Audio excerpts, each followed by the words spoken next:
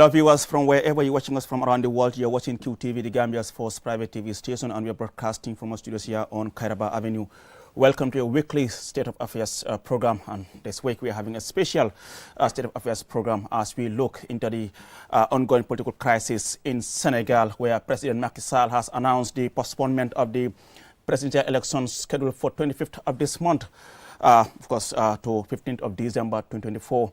He said it was because of what he calls disputes over the eligibility of some opposition candidates. While the African Union and the ECOWAS have expressed concerns, and they're having protests across Senegal. People in Senegal are angry. They said their democracy is under threat. Well, joining me tonight to discuss these and other issues as far as the situation in Senegal is concerned, I have Mr. Ade Drame, who is head of QTV News Department. Mr. Ade, good to have you on the program. Pleasure to be here. Looking forward to the program. Also on the program, I have Alma Metal, a politician and a lawyer. Mr. Tal, good to have you on the program. Thank you very much for having me. And joining us live from Dakar is Amadou Barry, a Senegalese journalist. Amadou, good to have you on the program. Good evening, Aliou. Good evening to our colleagues, and pleasure to all the viewers. Thank you very much, Amadou Barry. Well, viewers, we will go with a short documentary on Senegal from independence to date. And when we come back, we will get into the discussion proper. Let's take a listen.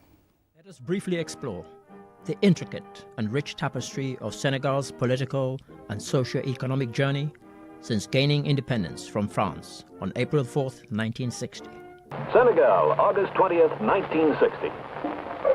Dakar, capital of the Republic of Senegal, is the westernmost city of Africa. It has been called the crossroads of 4 continents: Africa, Europe, and the Americas. A city of modern skyscrapers and broad boulevards.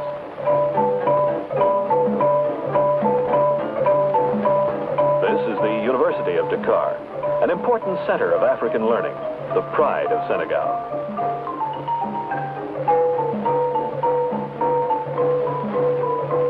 Although the economic prosperity of Senegal is based on agriculture, with peanuts the main cash crop, processing and mining industries are rapidly developing.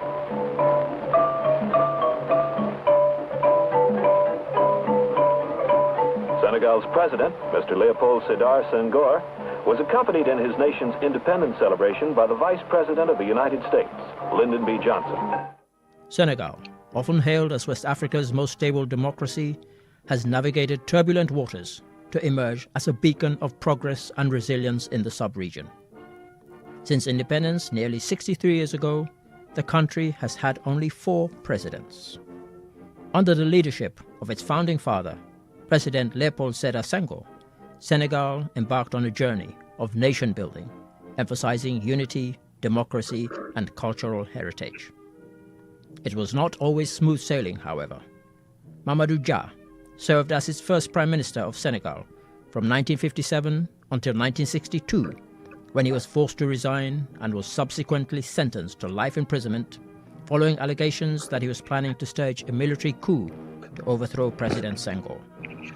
The two had once been close allies, albeit with differing views, but the news of Dia's arrest and trial came as a shock to many. Although handed a life sentence, Dia served 12 years before being pardoned by Senghor in 1974.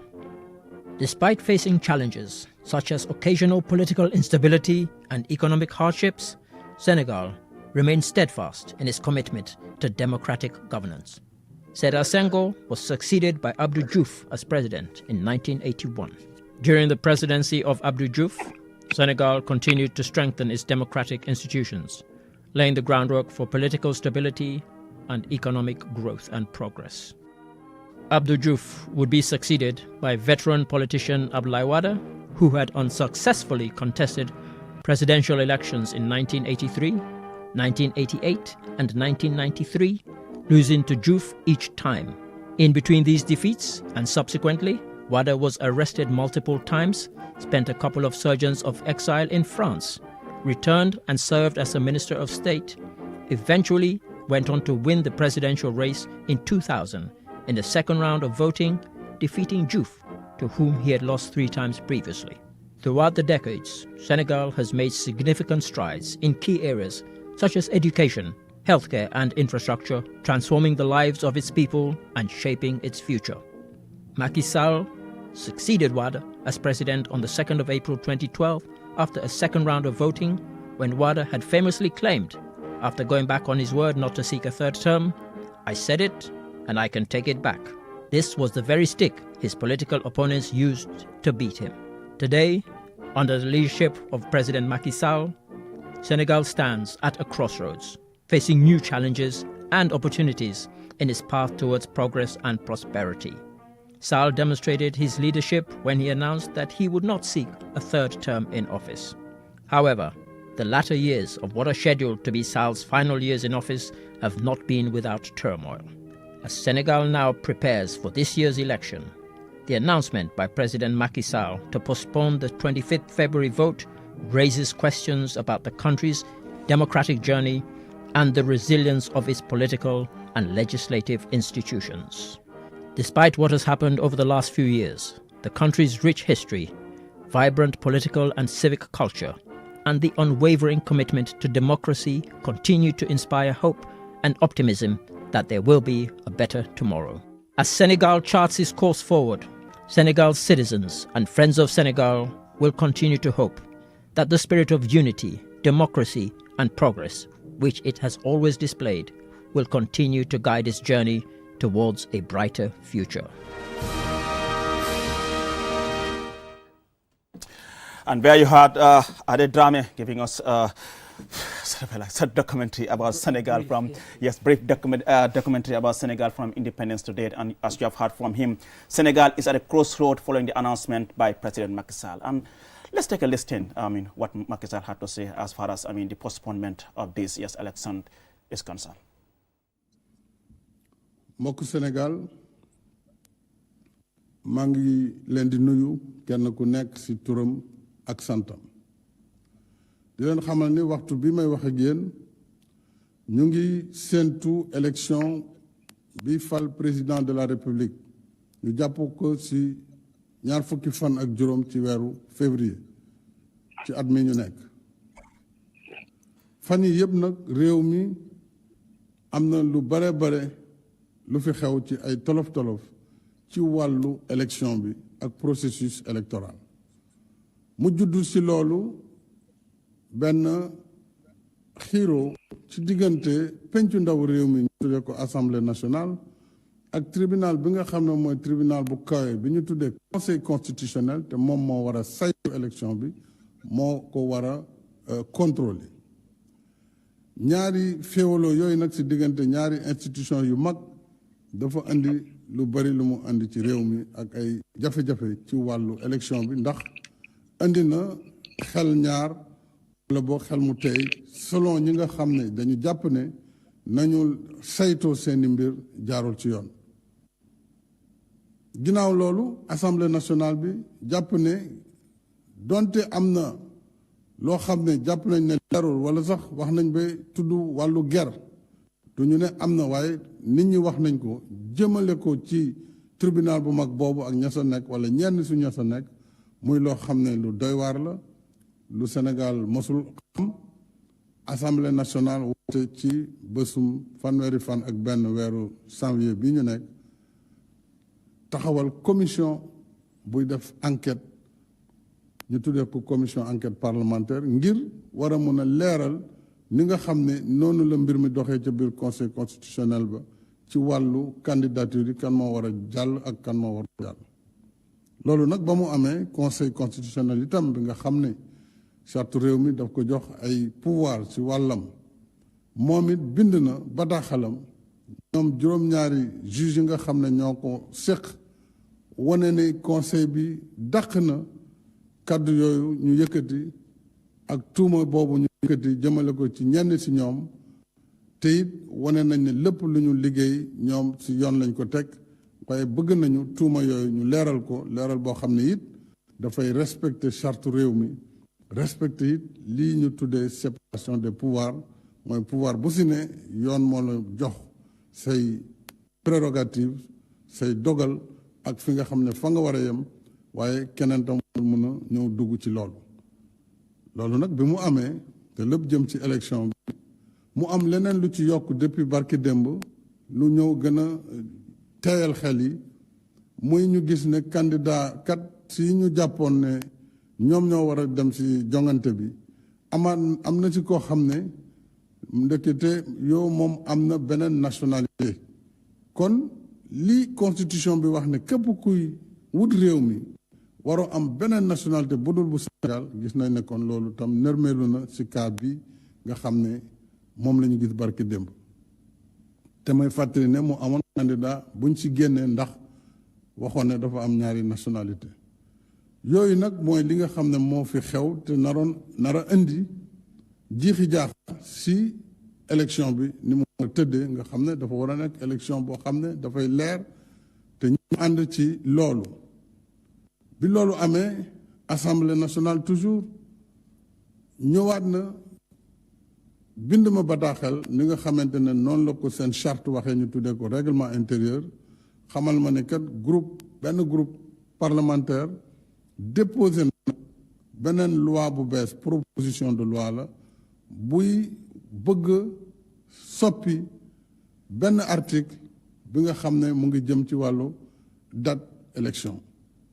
ñoom assemblée nag bu ñu amee sañ-sañ boobu tam faaw ñu laaj jël bataaxal yëgal président la fay xew bi ma jotee bataaxal bi dajale naa consultation seet président assemblée nationale ñëw na seet si moom ma waxtaan ci ak moom waxtaan ci ak premier ministre waxtaan ci ak président bu haut conseil bu collectivité territoriale waxtaan ci ak président bu conseil économique social et environnemental waxtaan ci ak président bu conseil constitutionnel ndax booy xool ginnaaw cour suprême muy tribunal ñooñu ñooy constitution ñooñu ñooy institution yi nekk ci biir réew mi ginnaaw ba ma waxtaanee ak ñoom nag wax naa assemblée ne dégg naa li ngeen wax jot naa seen bataaxal kon seen liggéey mën ngeen ko continuer ginnaaw nag ñoom assemblée ñu ngi toog jamono ji di saytu ak dugg ci procédure jël naa décret bi nga xam ne moom mooy ajandi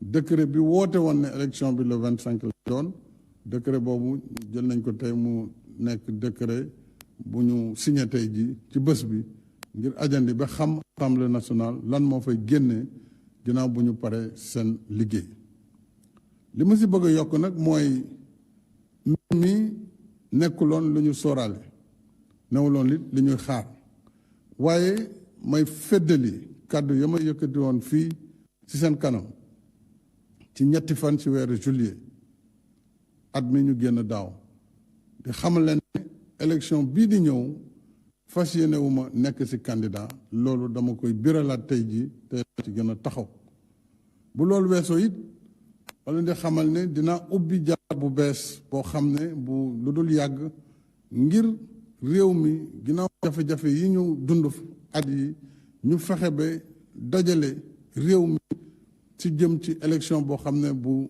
leer lay doon élection boo xam ne tam dinañ ko ubbi ba du am benn xàjjale dinañu waxtaan ci kujje politique bi ba nga xam ne tam lépp li ñu war a wut ngir nu ñuy séparer candidats yi nekk loo xam ne ñëpp dinañ ci ànd loolu dina permettre itam réew mi ñu apaiser ko maanaam indiwaat fi jàmm ju gën a yaatu ba lépp luy jafe-jafe lu jëm ci wàllu jàmm ak ci wàllu ay jafe-jafe ñu dindi ko te lu dialogue bi moo koy def kon loolu la bëggoon itam xamal leen ne dinaa ko tali fan yi di ñëw ndax lépp lu ma yitte rek mooy Sénégal nekk ci jàmm nekk ci sutura ngir suñu réew mën a jëm kanam maa ngi sant ñëpp di gërëm ñëpp wasalaam. There you have President Macky Sall of Senegal trying to justify the reasons for postponing the elections to 15 December 2024. He talks about the issue of inconsistency as far as the electoral laws are concerned, as far as, double nationality, where, one particular candidate is disqualified based on that criteria. Another candidate is being allowed to contest with the same double nationality, among other things. He used this statement to renew his earlier call that he is not contesting in these elections, but also he announced plans to convene a national dialogue to discuss about the way forward and all those issues. Like I said, we are joined by our colleague Amadou Barry in Dakar. Amadou, you have heard from the president as to the reason for the postponement. Could you just bring us up to speed as to what are the latest developments as of today, as far as this political crisis in Senegal is concerned? Good evening, Aliu. Good evening, everyone. Thank you very much. There's a moving development here, and the latest update is that the protest that was scheduled until next Saturday.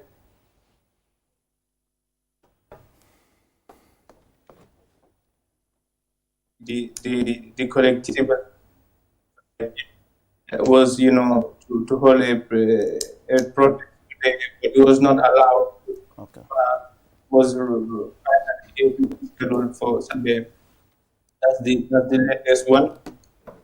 The second one is from the occasion areas held also a press conference earlier, in which the renew and reiterate their bill that from April 2nd they are not going to recognize Macky Sall as the president, because it's that they should hand over power. That also happened today. The other thing that happened today is that Human Rights Watch and UN High Commission of Human Rights, they also released a statement, calling for respect of human rights here in Senegal. And they are regretting what happened here, the killing of 3 people here in the weekend, in Dakar, in Saint-Louis, and the Gensor. And they are calling the government to investigate and to end the impunity that's happening here since 2021. And another one also, ECOWAS delegation was here from the parliament. Fatoumata Ndiaye, the Gambian MP, lawmaker, was part of the delegation. He's been spoke up, in Wolof.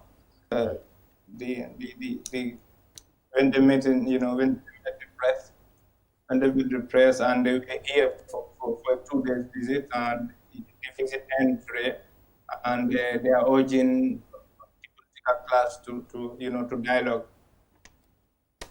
And also the clashes and demonstrations killed 3 people, I mentioned it, and 260 people sustained injuries from this, and dozens of people were arrested this week.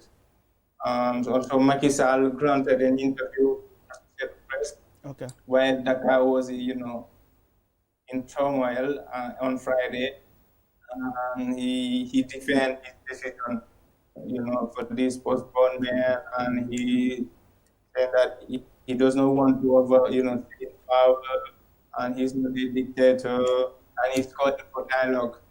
And for tomorrow here, the cabinet meeting, the weekly cabinet meeting, and a law is expected to be adopted by the government. Is to amnesty, all what happened here since 2021. And it will allow, according to observers, Usman Sonko to be released and to be reintroduced in that game. So seemingly there is the de-escalation here, and Usman Sonko, who is jailed since last July, is going to be released according to information because, and he will be able to contest, and be able to contest according to the information that we got. So this is going to change everything because he's very popular here, and if he really stands as candidate, very, very, very likely not to win, but he will, match up the winner. They're going to change everything because they chose Patrick as their, front bearer. So if he's released and introduced to the game, and he's going to be, the champion, and this does not favor even from other people from the opposition, because if they stand, many would lose. So you understand. Yes, so to sum up, these are the latest developments from here today. Just quickly before I bring in my 2 guests here in the studio, you have heard from the president talk about the issue of eligibility. Could you just share with us? Who are these candidates? And What's about the eligibility? Sorry, I couldn't hear everything, but Yeah, I mean the president due talks to about internet interruption. yeah the president talks about, I mean, the eligibility of some of the candidates. I mean, could you just say with us who are these candidates? Yes, the first one is Karim Wad. Okay. He was the candidate for PDS, Senegalese Democratic Party. That's a private party. He stood here to, but he couldn't make it due to dual citizenship. And he had a French nationality, but according to information, he renounced the French nationality, but he renounced lately according to the Constitutional Council. And the second candidate is Rose Wapedi. Is the it was the second candidate. Is the lady, and she was qualified to contest, but we discovered that she also has a French nationality. So these are the main reasons today, but and many critics here that was just an argument and just a great excuse to postpone this election because it is not sure that he is going to win this election and he would not like to lose his term because he already this one it was chosen Amadou Ba as the flag bearer. So, but according to many observers, he has no chance to win in front of Joe Bassirou Diomaye Faye and others.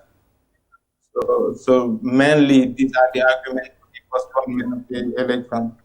I know you are in yes, you are in Dakar and you are keenly following what is happening. I mean, does the president, in this case Macky Sall, has the powers under the laws of Senegal to postpone an election? Because this is the first time it is happening in the history of Senegal. Very difficult to say, Ali. I'm not, but the debate here is very intense between,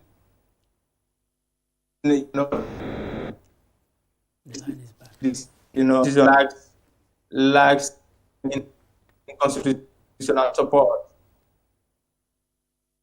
For others, like the country, I mean, Minister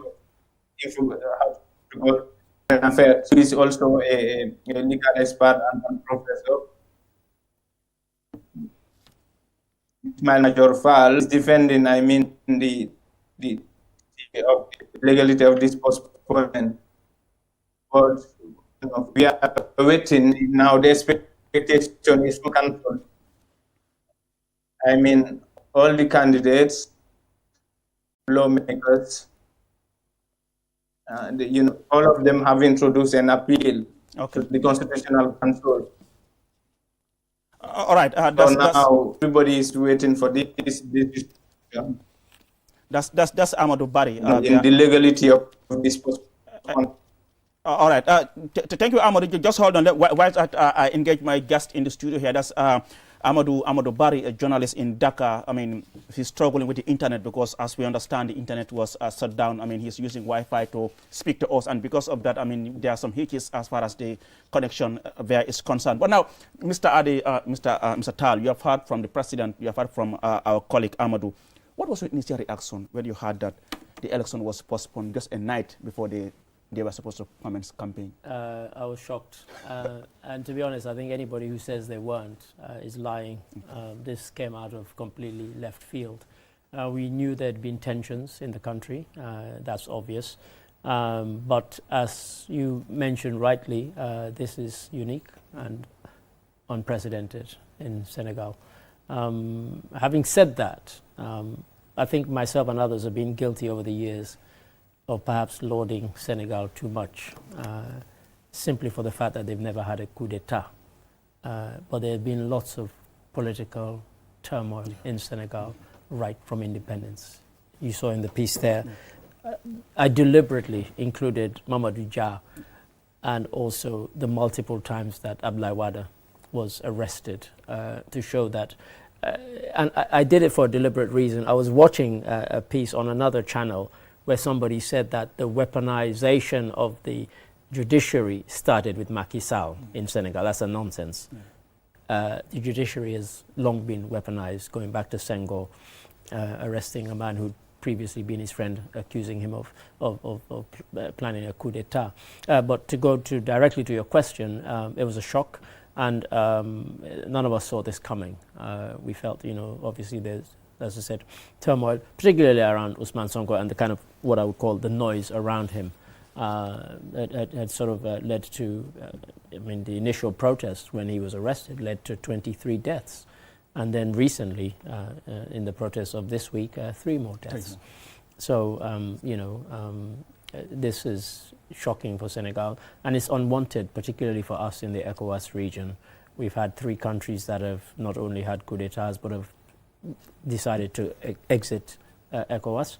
You've had Guinea-Conakry, which also has had a coup d'etat. It had an attempted coup in Sierra Leone. So it is not what we want in the region, and it's most unwelcome. Yeah, but I'll pause there for now.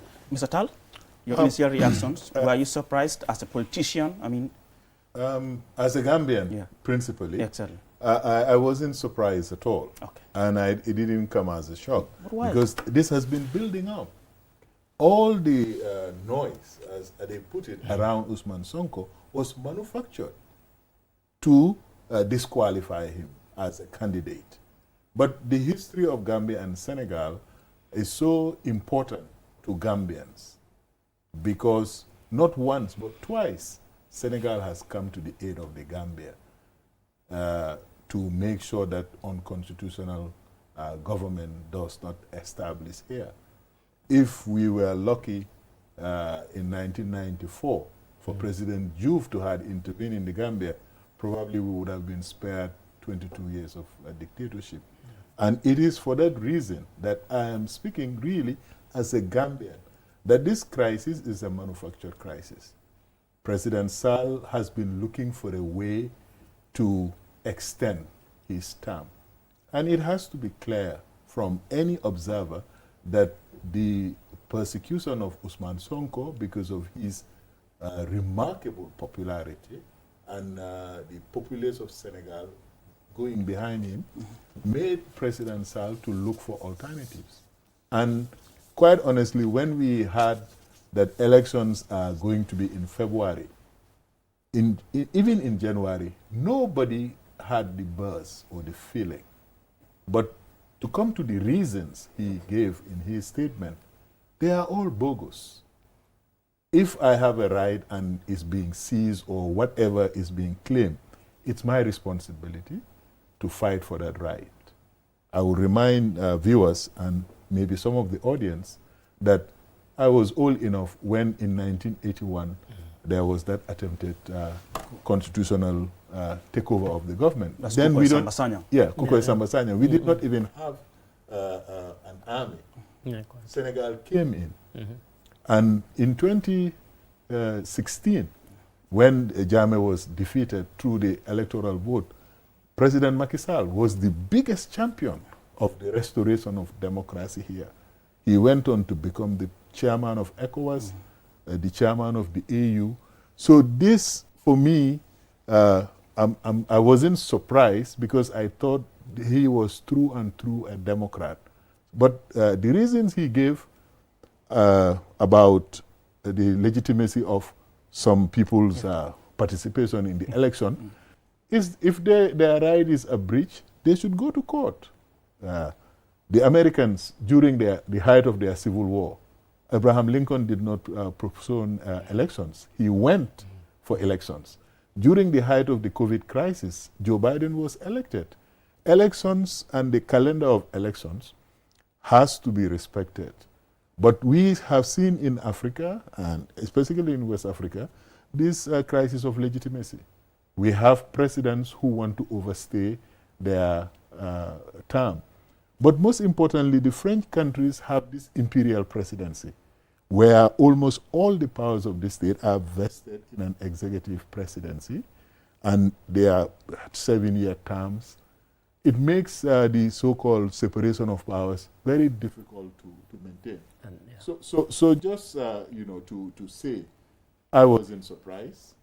We expected this, and we hope that the efforts that are at hand makes President Macky Sall to reconsider his decision and not to cancel out all his great achievements for Senegal.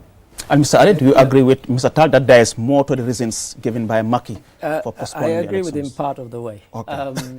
And part of the way is that I'm struggling to understand, and I 100% agree, particularly with the fact that if somebody is disadvantaged, they can go through the courts, they can challenge. It's not for him to intervene on their behalf and say, I'm doing it on your behalf, Karim Wade and others. And in Senegal, it's a bit complicated, this whole thing about dual nationality.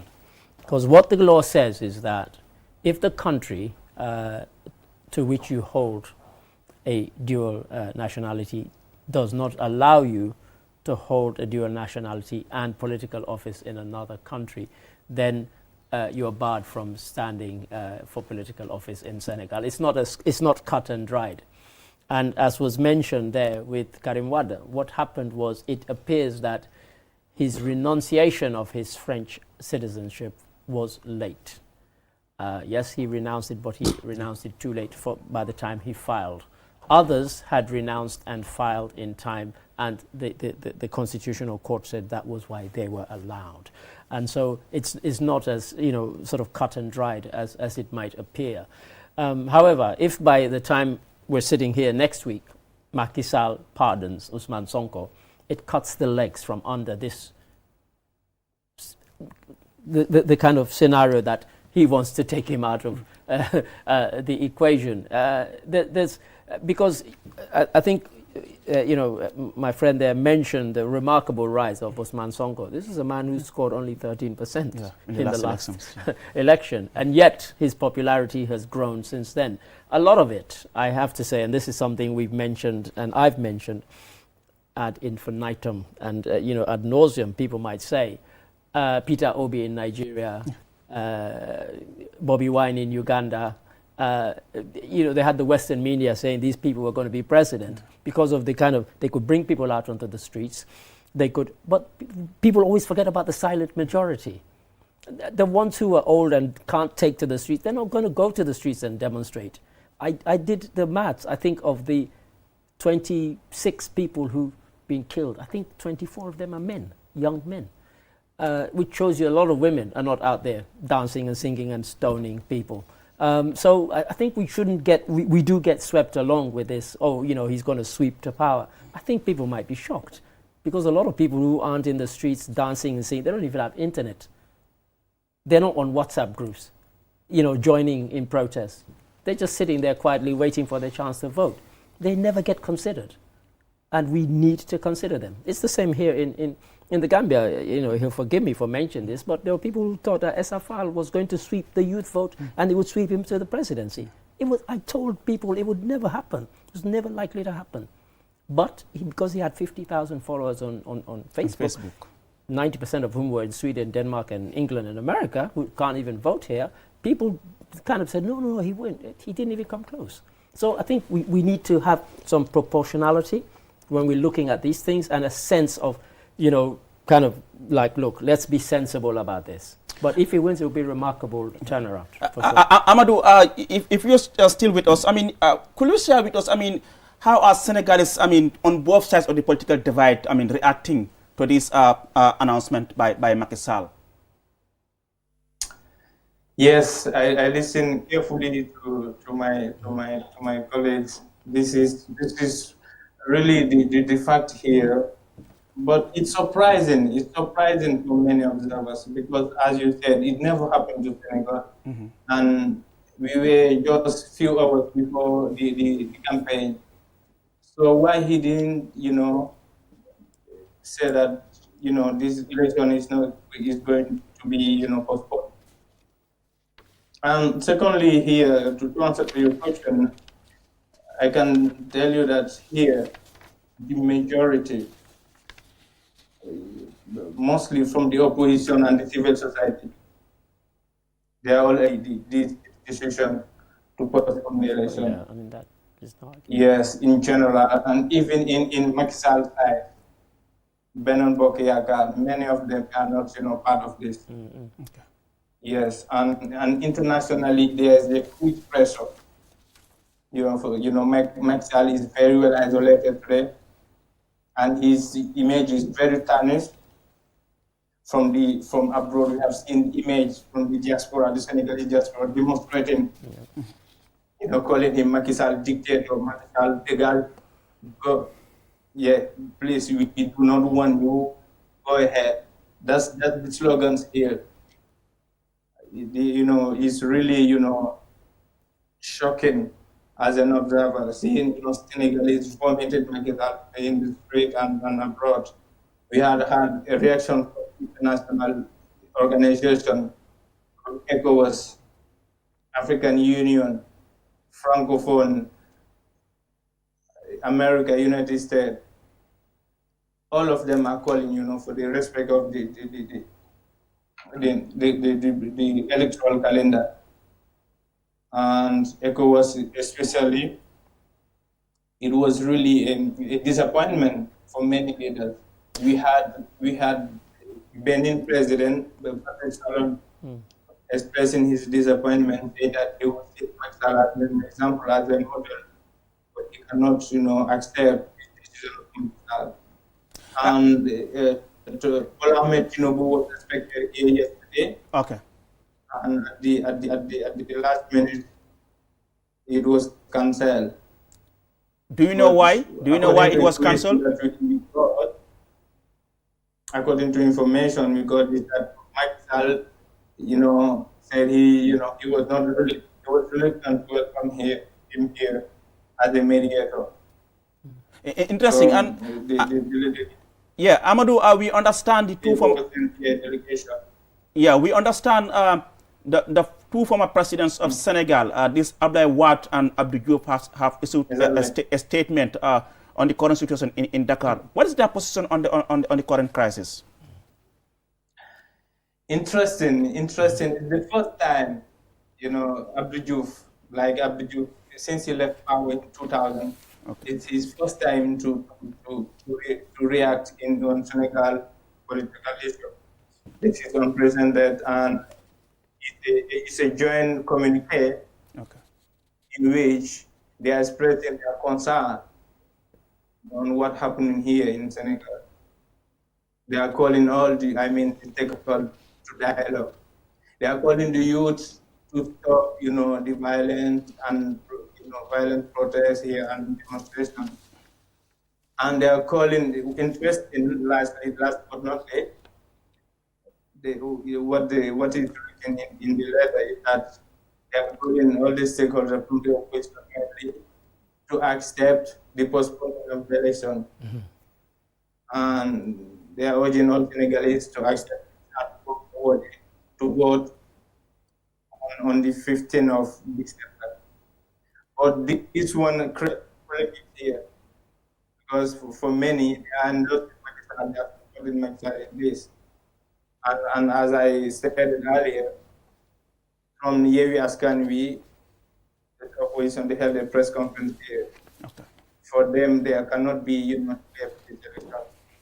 And from April 2nd, the day that, Macky Sall should hand over power, they are not going to Macky Sall as president. So you can imagine. I mean, just also the civil society. Yeah, I mean, after they made that joint statement, we have seen the civil society organization issued another statement. In this case, let me just quote an excerpt of their statement, which they said, the supposed involvement of former President Abdoulaye Wade in this affair is particularly problematic, given the obvious conflict of interest linked to the involvement of his son, here in this case, Reverend Karim Wade, at the heart of the controversy. It is therefore imperative that he reserves any speech or initiative that could influence the expected judicial decisions to guarantee the independence and sovereignty of the Constitutional Council. What are other Senegalese saying? How are they reacting to this statement by, of course, this communique by these two former presidents, especially Abdoulaye Wade? Yes, as you said, for many observers, for many Senegalese, there's a conflict of interest because Macky Sall, Abdoulaye Wade is still the chief executive of PDS, Yeah, correct. Senegalese Democratic Party, and his son is involved, Karim Wade. Okay. So if he backs his decision, it's obvious. But what is surprising is from Abdou Diouf. And as I said, since he left power, he retired, he's in front, and nobody, had him before. Took the words right out of my And mouth. in 2021, there was a crisis here, but he didn't speak up. And this is the first time. And some are saying that, he was just instrumentalized by Abdoulaye Wade in this case. And from the street, from the religious leaders, knowing that in the religious leaders are very influential, and like for the church, the leader of the church has expressed clearly that he's against the decision of the postponement of the election. And maybe yes, Otuba and Tiwawan, yeah, we are yet to hear from them. That's right. But of course, the rumor that that's spread is that they are against this, and it really, from the civil society here, all of them are against, and trade unions, which is very important. I've been since yesterday. There is a strike here in the universities. okay. From the 8th university of the country, there was a strike since yesterday. All right. Amadou, Protest. exactly. All right. Let me now bring in Mr. Ade and Mr. Tal here. You apart from Amadou, it's like there's a wide condemnation of this move by Macky Sall. As you said, we were expecting the president of Nigeria, Tinubu, who is the current chair of the ECOWAS, to visit Dakar. Sure. That has been cancelled. Are you disappointed? Yes, I'm disappointed, because this was literally at the 59th minute of the 11th hour that it was cancelled. We were all expecting it, and we were expecting that he would play the role of mediator. When presidents ever go for elections or they're going for campaigns, they always talk about wanting to unite a country. I don't think Macky Sall realized that he would unite the country in the way that he has. And, take away the Usman Sonko matter that we were talking about. Everybody is against him on this, including many of his closest allies. There's barely anybody who can actually say, yes, I support this, apart from, as we've heard there, somebody who has a vested interest, namely Abdoulaye Wade. And as we've heard there also, Diouf has spent more time in France than he spent in Senegal since he lost the presidency. So this intervention by him has come completely. In fact, not much has been heard of him. He's been in fact, exactly. for the last couple of weeks, I've been watching lots and lots of documentaries that he's been doing in France about him, his family, and his kind of post-presidential life. And he seems to be enjoying life in France. So this intervention is quite. But what people have taken against is the fact that it's a joint, that both of them, their signatures are appended to the bottom of the press release that went out.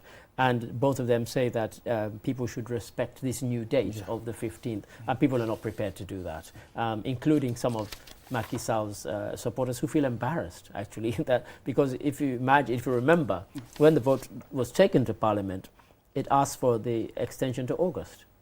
And then when the opposition were kicked out, it then was extended to December the 15th. And people are completely against it. So as I said, I'd kind of half joked that, even somebody as divisive as Trump, if he wins an election, he will talk about uniting a country and so on. Macky Sall probably thinks about uniting a country, but this, and I rightly agree, he has tarnished his legacy, and this will never, will haunt him for the rest of his days, because what he has done is unconstitutional. But you asked the question much earlier of our friend in Dakar, does he have the right? I blame the Senegalese, because in their constitution, it says that the president at any time can dissolve parliament. So if you give him that kind of power, he probably thinks he can do anything. And so this is probably why he's taken this decision, that I expect people to challenge it in the courts. But if you look at even the constitution, only the Constitutional Council has the right to postpone an election, not the president. And so he's taken a decision that seems completely against even the powers, great as they are, that are vested in the presidency. Mr. Tal? It's very worrying, especially for Gambians, that this crisis is just mushrooming. And if Senegal explodes, there is going to be ramifications for Gambia. And this is why all of us are invested in making sure that constitutional order of Senegal and the return or restoration of the democratic calendar is taken on board.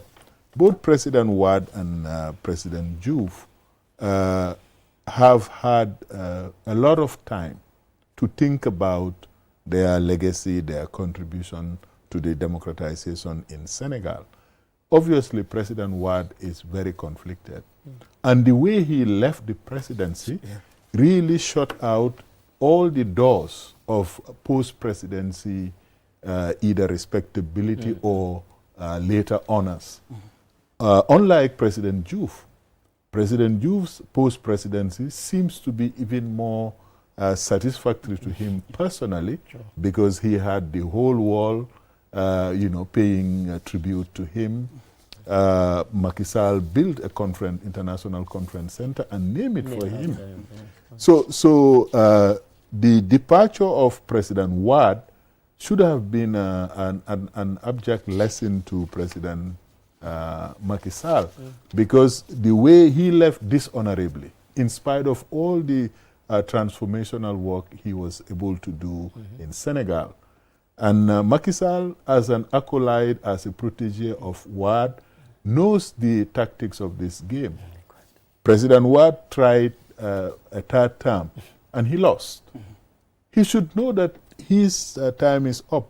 But most importantly, to come back to the imperial presidency, if he was in Ghana, he would not be able to have 3 terms. Ghana, they have four-year presidential term. So does the US. So 12 years in power should be more than enough. And this is where we have to strengthen our institutions of democracy and good governance. This is a failure of institutionalizing democratic practice.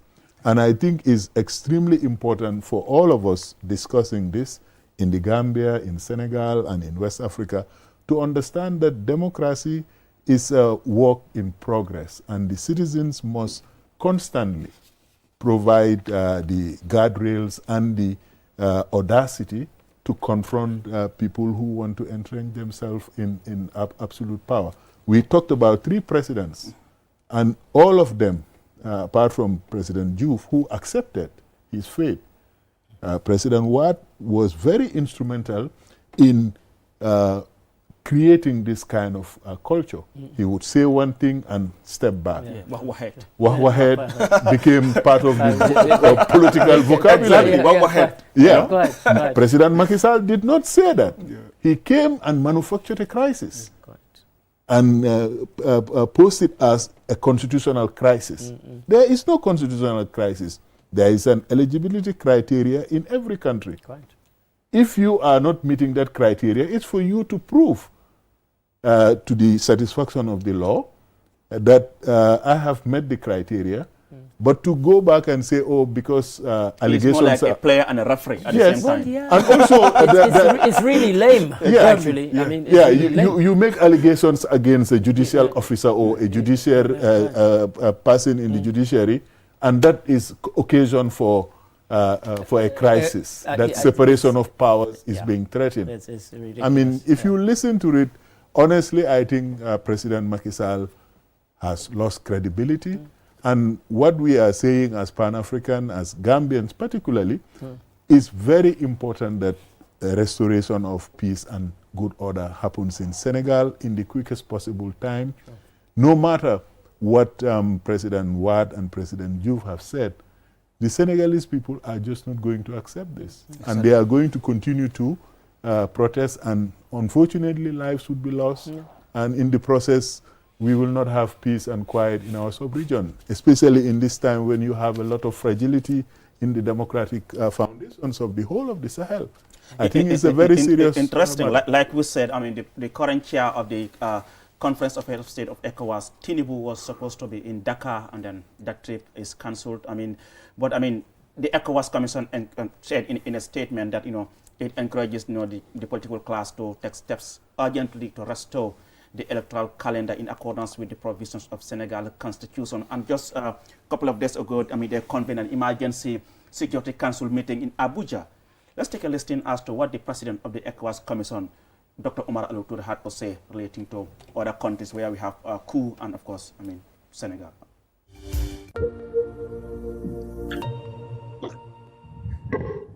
A lot has happened since 1975, and we all expect evolution, and we expect things to evolve.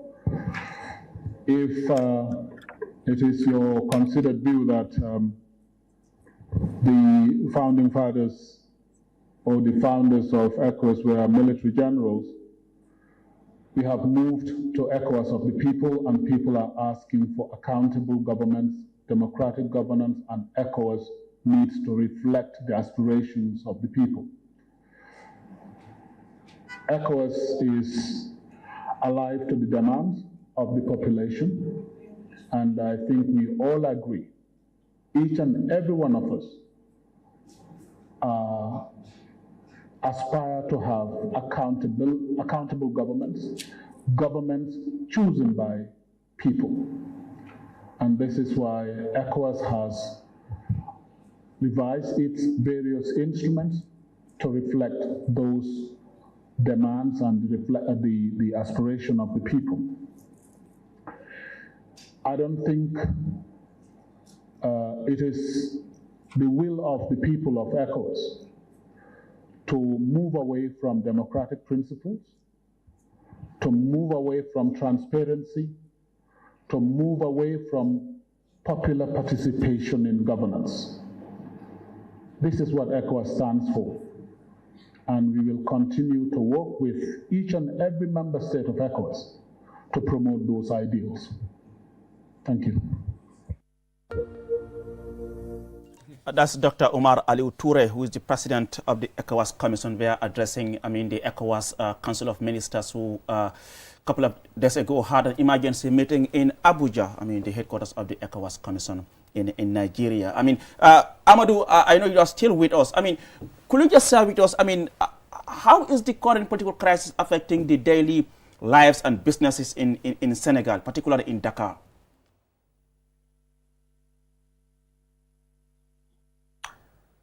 Thank you, Aliu. Of course, it has an impact. There's an uncertainty here, and many are worried. I mean, for the informal sector, is very well affected. Okay. I mean, like today, Dakar was paralyzed, and all these days, people are afraid, and many vendors are not selling, and even the transport sector is affected. Like here, mostly when people fear that, you know, there would be a protest, like Dakar Demdik or Senegal Demdik, that the national company for the transport, you know, they all, you know, do not work. The train, the that was, you know, inaugurated years back, when they're all closed. So of course, there's an impact. And for abroad, all programs were cancelled. And I would like also to add on, you know, on what Mr. Tal has said with the Rame, is that, you know, Macky Sall today is very well isolated. Okay. And he mentioned something very interesting during the interview with the press, is that we as class, if you cannot agree and work for election, I can say that there are other organizations, well-organized organizations, interested in the game, in the landscape. And this sentence was seen as a threat, you know, calling the opposition and all the stakeholders to dialogue, to negotiate. If not, he's going to hand over the power to the army. So you can imagine what a courage, what an audacity. He was elected democratically, and he's demonstrating his confidence that if they do not come and dialogue, he's going to hand over the power and go. And if not, maybe there can be a coup d'etat. That's simple. So you can imagine. Yes, so he is calling the opposition for dialogue. And as I said, tomorrow is the cabinet meeting. But Amadou, do you think the opposition and will... Most likely it is going to be a dog. And do you think the opposition will honor the invitation?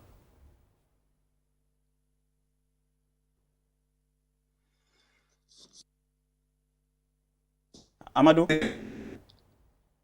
Okay, Mr. Ade, let me bring you back here. I mean, both of you. I mean, you have heard from our colleague, I mean, trying to describe how the crisis has really impacted daily business in Dakar, Senegal. I mean, Gambia and Senegal are close neighbors. I mean, our president is a friend, is a brother, the President Macky Sall.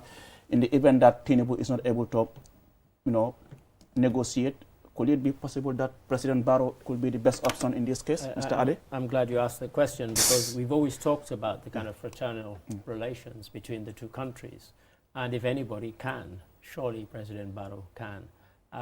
Just in the same way that Macky Sall, as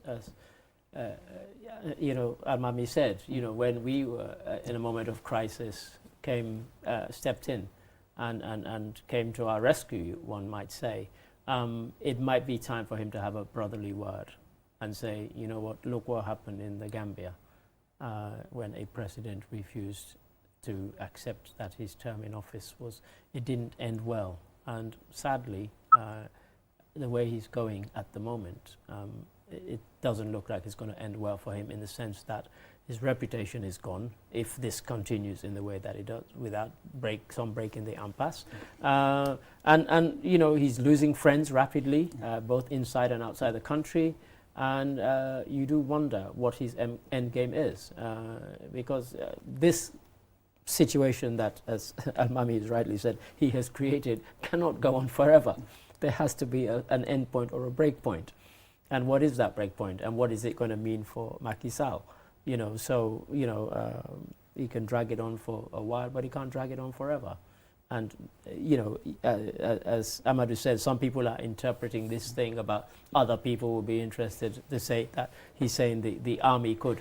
I had an argument with a colleague in the office, and it wasn't a discussion, it was an argument. He said there could never be a coup d'etat in Senegal. I said, never say that. Never say never. Never say never. Never. I said to him, I'm old enough. I'm 69. I'm old enough to remember when we said it would never happen in Côte d'Ivoire. Yeah. And it happened in December 1999. So don't tell me it cannot not happen anywhere. It can happen anywhere. We're not wishing for it. But, you cannot create a political crisis and think that it's going to end well. It never ends well, and sadly this is where we are. President Barrow? Absolutely. I think, like Ade says, I think President Barrow is ideally positioned as not only as a brother, but as a neighbor who has own political ascendancy, has a lot to do with President Macky Sall. And I'm sure he is trying to prevail and offer wise counsel to him. This is not something that would be out, because some of these things have to be done within the African way. You talk to your brother, you talk to your father or your cousin behind closed doors, because President Barrow has demonstrated his own goodwill by yesterday calling for a national dialogue on all. I mean, this is what I also want to emphasize. It is a national dialogue. I hear a lot of people talking about the political content of it, but it says a national dialogue. And if you look at the thematic areas, it is focused on unifying the country. And there's another one tomorrow at the Sada Kairaba conference. Yes, that is where the thematic areas would be dilated upon. So taking a page out of that book, I think President Macky Sall could be prevailed upon by His Excellency President Barrow that there is a democratic win around Senegambia, and he should agree to continue to be one of the great champions of that democratic or democratization process. I think he has a significant role to play in this, and it is really going to be Gambia's way of saying thank you to Senegal for helping us. As we speak, ECOMIG is stationed in the Gambia to ensure that peaceful and orderly democratic practices continue to go on. So really, as Gambians and as neighbors, good neighborliness is paramount. And I think our elected leaders across the board should find back channels to try and impress on President Sall that it is extremely important to respect the democratic traditions that are flowering in our Senegambia region, because even Guinea-Bissau, all of them are beneficiaries to the stability that Senegal has provided over the last 25 years or so. Yeah, because any instability in Senegal will have a direct that's right. But can I pick on one point? And I'm glad we're talking about dialogue, because, and I'm glad that the bit that you played in Wolof, the first 5 minutes of that address by Macky Sall, I'm glad it was in French, because at least my understanding French is better than my understanding of Wolof. And he ended it by talking about he wants all the players to come together for dialogue. But I don't think anybody's heard that. They've concentrated on everything else about the statement, except the bit where he actually asks that, I want everybody to come together for dialogue. Nobody's mentioned it. It's like he never said it, but it's there.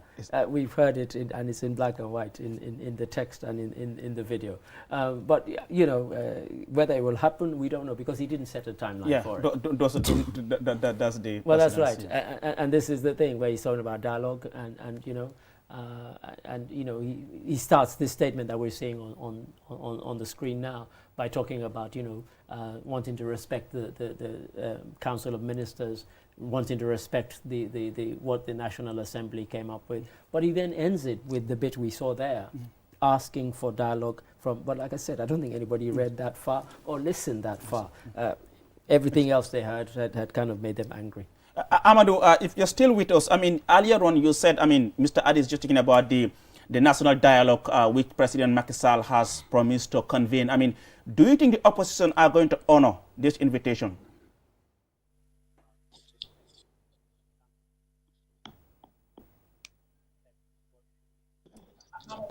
Amadou?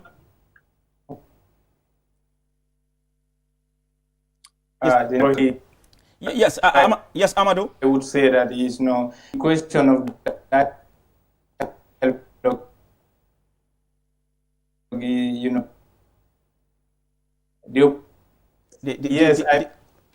Yes, this dialogue makes vision among the opposition. I mean, for Sall, the former mayor of Dakar, he announced interested in dialogue, and the other opposition from Jomai Faye, they have said that they are not going to dialogue. And for Usman Sonko now, the main question is for Usman Sonko. Is he going to participate in this? Because he is currently, sentenced, and he's not eligible to participate in an election if he dialogue. And other candidates, Khalifa Sall and Karim Wade, from this dialogue last year, if you yes. So for Usman Sonko, it's crucial to dialogue with an enemy or an opponent. That's even from his side. I mean, supporters are divided. Well, you dialogue. Some of them are saying that let him dialogue and be able to qualify again. And some are saying dialogue, going to dialogue with Usman Sonko. Sorry, with Macky Sall means, compromising. I mean, his own ideas. So is he going, according to information released in the press, Macky Sall, had him on the phone. We don't know. Okay, but Macky Sall spoke to Usman Sonko, according to information. Earlier on, you said Macky Sall. They are currently underground mediation. Earlier on, Amadou, like Aliun Teen. Yeah. And Pierre Atebagu Jabi, they are currently mediating. Because whatever way, Usman is the main opposition figure, Yeah. So, and Macky Sall is working toward the escalation of the political atmosphere. If you remember last week, yeah. Go ahead. The license of World TV was revoked. Yeah. But they're back on air now. And lastly, yesterday, restored. Yeah. Amadou, earlier on you said, President Macky Sall. Yes, earlier on you said. Escalation. Yes, earlier on you said President Macky Sall is getting more and more isolated. We understand there have been some resignation within the government. Could you confirm this to us? And if yes, who are they?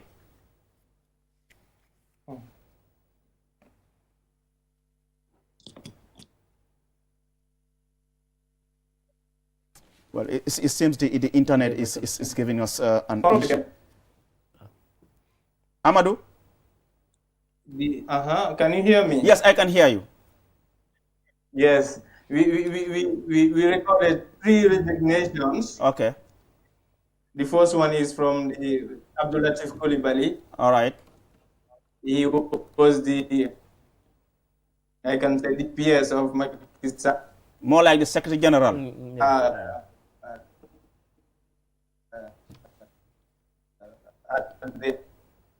At the cabinet, president's cabinet. The internet. Exactly.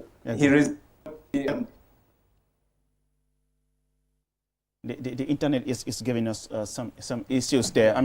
Let me now bring in my guests in the studio here, Mr. Adi and Mr. Tal. You have heard from our colleague. Talking about. There's even some sort of resignations within the government. One of them is Abdul Latif Coulibaly, who was more like the Secretary General of the government, resigning. This is one way of putting pressure on President Sall and to emphasize that he is losing legitimacy. When you have this in a democratic society, it becomes a very, very powerful tool. But what we are saying is that now that we are in this crisis, there is no alternative to talks to resolve this quickly and peacefully. It does not mean that whatever President Sall wishes for or wants is what is going to happen. But similarly, the opposition also must now not keep digging, because it is just going to imperil the republic and there may be no way out.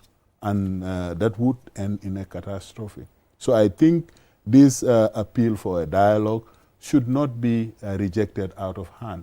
I think it's an opportunity to restate their case and engage so that international mediation or ECOWAS or AU efforts can come and reinforce it.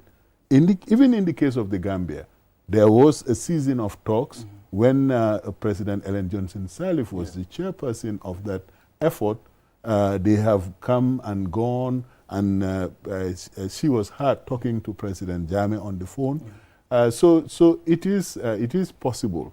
Senegal, of course, is bigger than Gambia and probably more sophisticated. I don't know what the army is going to do, But all Republican armies now bow to civilian control. Even if at all President Macky Sall give them the reins of power, they will organize election in the shortest possible time because all the factors are in place. But what I'm just saying is that let us hope that this opportunity to dialogue and the back channels that are being explored. He talked about Aliutin, who is a well-known civil society advocate, activist, being mediators. They are credible people, and I think Senegalese would believe whatever course of action they suggest. Because when you have a crisis, you have to find alternative ways of getting out of it other than coming to blows or letting bloodshed rule the day. Because this chaos in Senegal is not good for anybody, including the opposition. So I think this opportunity to dialogue, now that we are in the crisis, is very necessary for them to look at it as an option to going full-blown out in protests and the wanton destruction of property and lives. And what about the arrest? I mean, you have heard from Amadou saying over 200 people are arrested. 200 people arrested, 260 injured and in hospital. Yeah, I mean, this is worsening the situation. It is. And you don't want that. You want that to stop at some point so that cooler heads would prevail, so that the global moral force would be able to push President Macky Sall on the right side of history. And I think we just mentioned President Adama Barrow is in a very good position to use the influence of our good neighborliness and the history of our relationship and the historical blood ties between Gambia and Senegal to try and pull everybody back from the brink. And I'm sure our diplomatic mission, both in Dakar and at the State House here, may be exploring ways and means to help restore normalcy and the democratic dispensation in Senegal. And we hope the president will make a trip to Dakar. I mean, just a short one, just to discuss with his counterpart. I was going to come in with the point that Almami mentioned about, it's a cliche that you make peace with your enemies, not with your friends. And so if the opposition don't take the offer that's being put on the table to talk, yes, you can take it with conditions, saying we will only join the dialogue if this, and that is met. I think later on we might have a video. There was a 3-hour press conference that I sat through. It was all in French, and occasionally in one of various coalition parties coming together today to say that they were going to get behind Bassirou Diomaye Faye as their presidential candidate in the eventuality that the rumors about Sonko proved to be unfounded.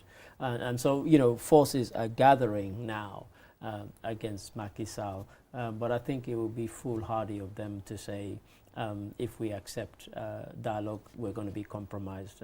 There's no, because even if there were to be a mediator like Tinubu or President Barrow, that person would still bring the parties to the table. So if the president is making this offer and it's done in a kind of open and transparent way, it's not behind closed doors, then why shouldn't you go on dialogue? And he might even convince some of them that he's done this for the right reasons. I'm stretching credibility and credulity a bit there, but I think you have to talk. You can't say you can't reject the offer out of hand. Amadou, if you're still with us, I mean, has Amadou Ba, the candidate of Benno Bokk Yakaar, made any comment relating to the current situation in Senegal?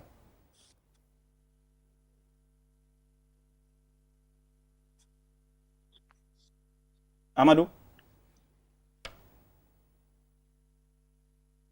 Well, the network, the connection is very bad. Not from our end, it's from Dakar. I think we should apologize. Exactly, definitely. About 4 hours ago, they shut down the internet. Exactly. So we've had to find other ways to connect. So they are really struggling. He's still in the office just to make sure he's able to use the office Wi-Fi to communicate with us because the mobile internet is not working in Dakar. It was shut down earlier on. That's right. I mean, allow me. Will this in any way play in favor of the opposition? Now, for us, we are not looking. Anybody is is looking for scoring points. Okay. I think the opposition is quite resolute, and they have made it absolutely clear. The former Prime Minister, Aminata Toure, Mimi, has been on the media across the board that she herself was disqualified. In fact, she was supposed to be on this program, but because of our engagement, she couldn't join us. Hopefully, she will join us in our subsequent editions on the State of Affairs program. And she said, regardless that I have been disqualified, I want Senegalese to have the opportunity to elect their next president. So that after that, these things, reforms that are necessary, attending to their electoral process, could be sanitized so that future situations like this do not arise. But I think that is what a Democrat should do, because you are not able to contest because of any legal or procedural hurdle. It shouldn't be a reason to suspend elections that were scheduled 5 years ago or whatever the time was. I mean, if there is a right being violated, Mimi said that my right has been violated. But I have accepted in good faith that Senegal is bigger than my own right to contest in elections. In any case, she has served as a leader. She was the last leader of President Macky Sall's last campaign. Right. So I really think that all of us observing the scene do so with serious and grave concerns that once cherished democratic bastion is now imploding before our own eyes, and the ramifications, because it would be too late before we in the Gambia start feeling the same rush that they felt in 2016, 2017, when we had the first time refugee crisis in our political history also.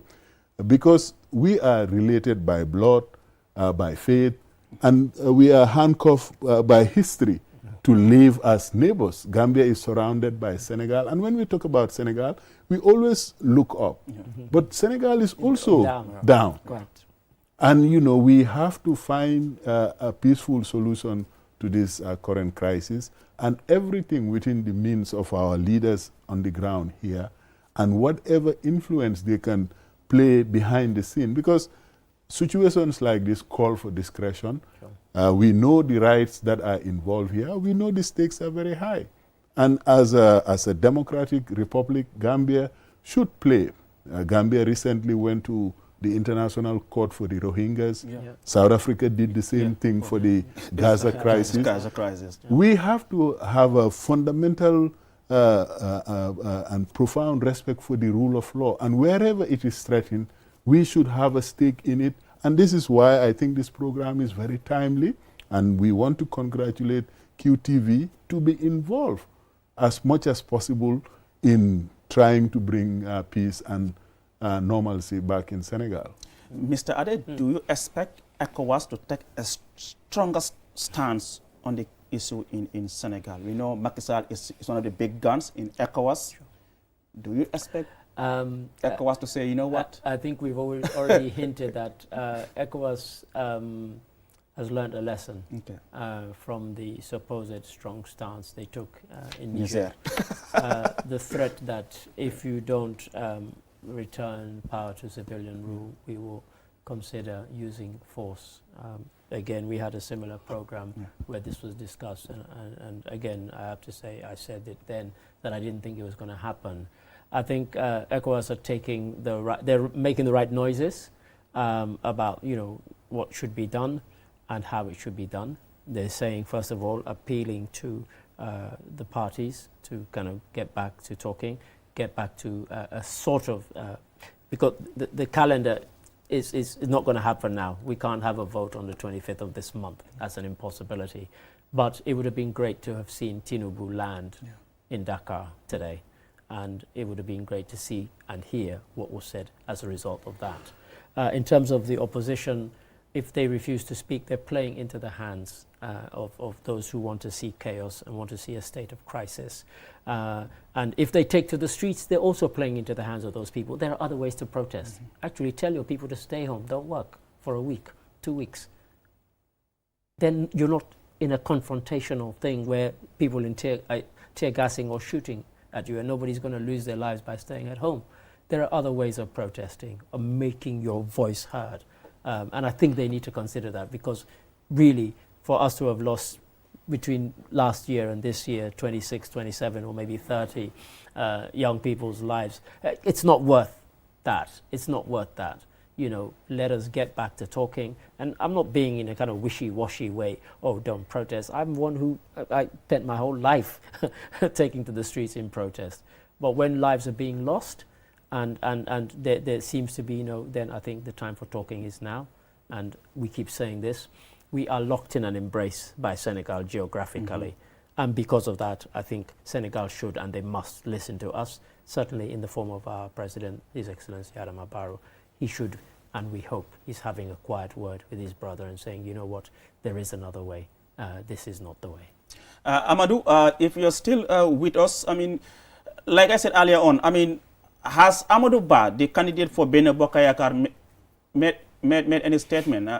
Yeah, I understand the connection is still, I mean, given I haven't some seen any. It's not there. to say, But in this case, I mean, yeah.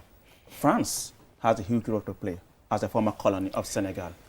Do you expect France to take a stance? Already, I know France, they have lost Mali, Niger, Burkina Faso, and Senegal. Many are arguing that they don't kind of trust Sonko. It's not the business of the former colonial ruler of Senegal who Senegalese elect as their president. Yeah. But it would not be advisable for France to be involved. Because like prevailing on Macky and say, you know what, I mean, this thing has never happened. I think France's role in Africa and its former colonies has become toxic. It has never happened. Has become toxic in the last year exactly. or two. Yeah, I think the involvement of France particularly is going to deepen the crisis because they have absolutely no legitimacy with the population. Okay. I know a part of the elite with dual citizen. That is very common in Senegal. So the best thing, either they come out clearly on the side of the people and on the restoration of democracy in Senegal.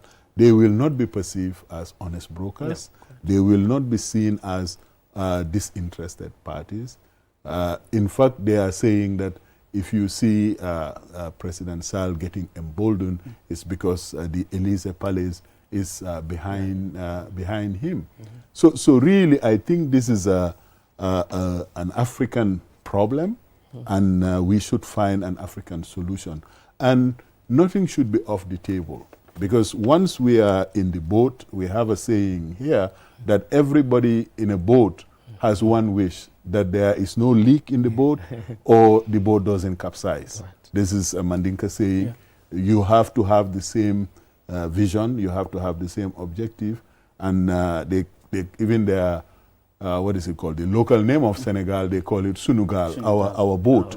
So we should try as much as possible to safely land this boat to democracy and normalcy in a peaceful and a pacific way.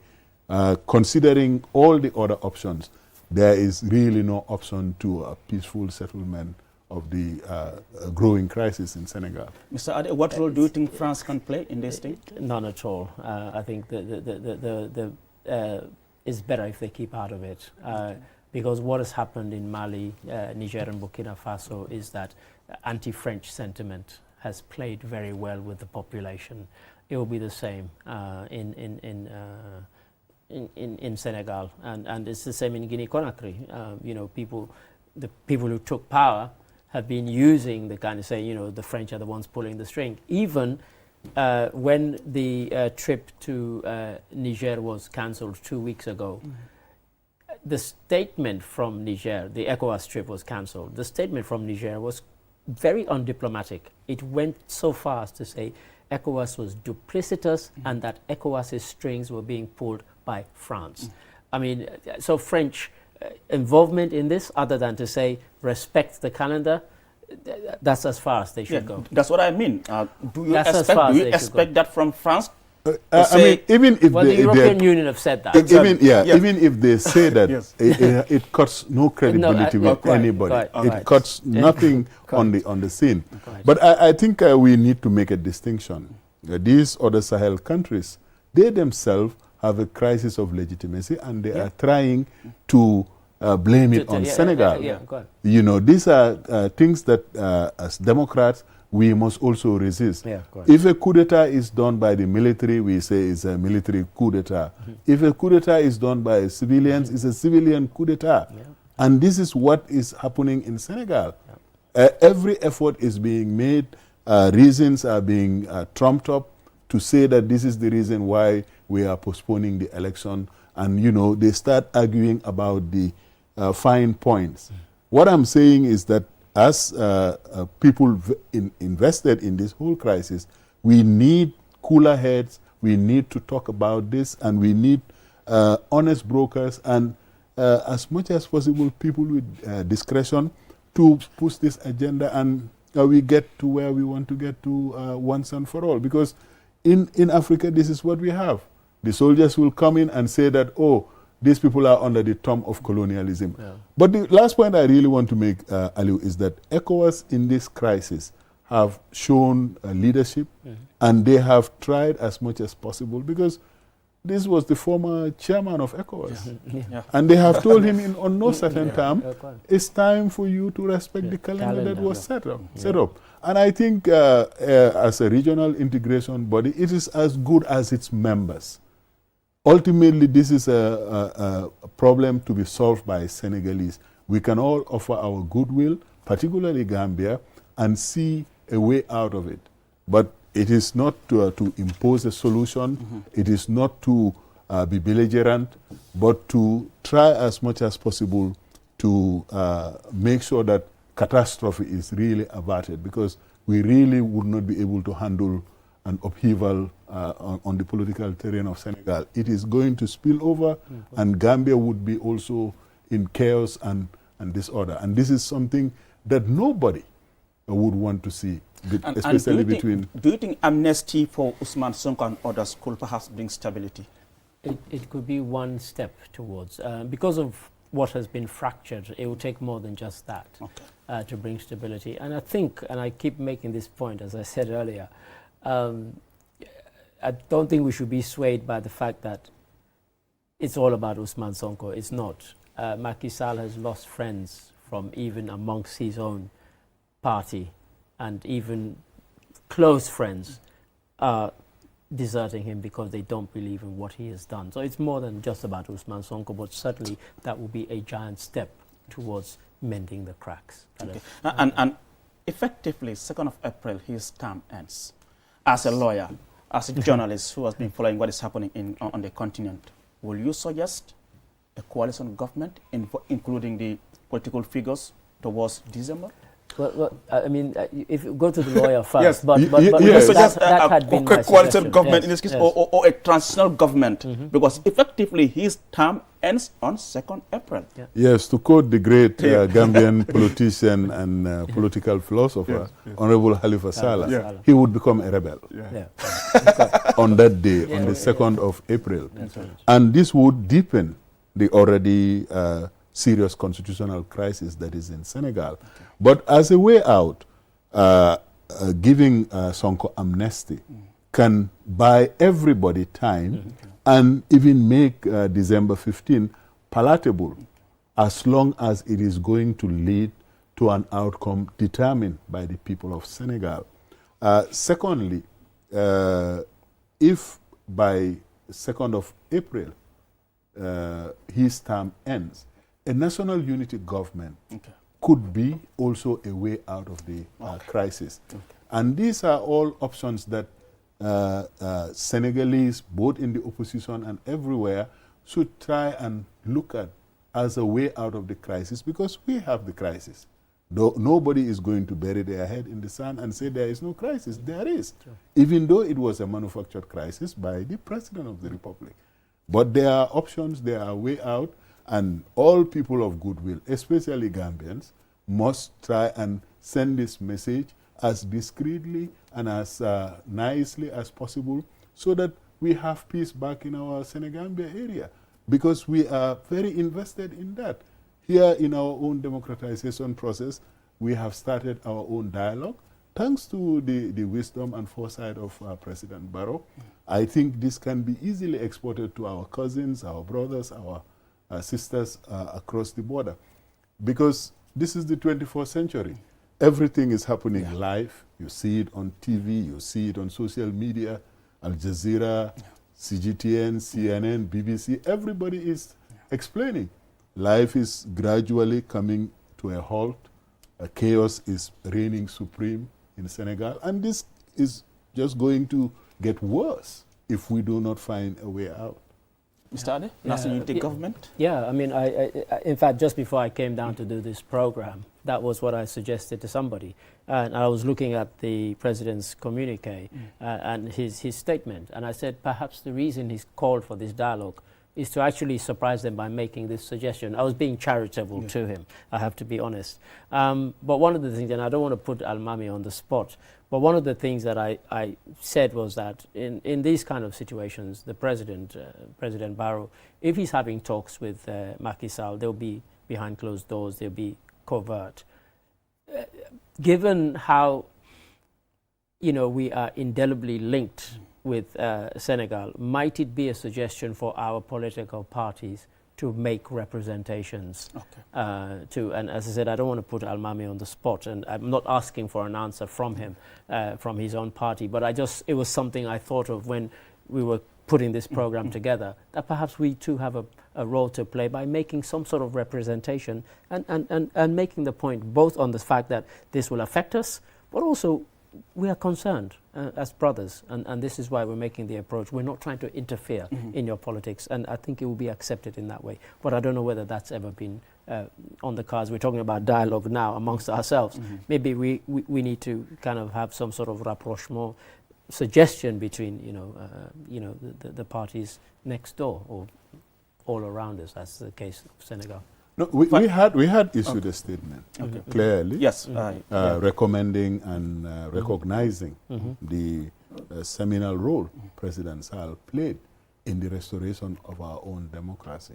And I think what Ade is saying is a very good idea, that Gambia, across the political divide, are able to make representation that, look, what you have done for us means that we are linked together forever in history.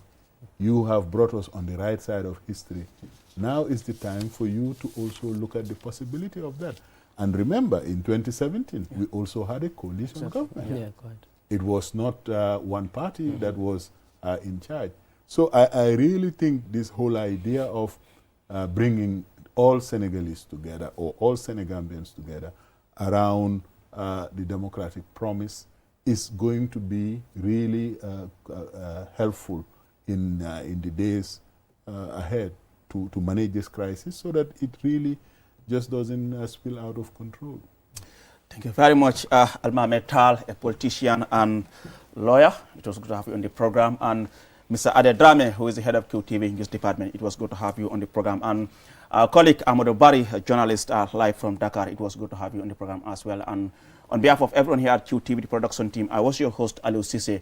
Do join us next week. Until then, bye-bye, and we wish Senegal safe and peaceful as they emerge from this crisis. Thank you so much for watching, and bye-bye.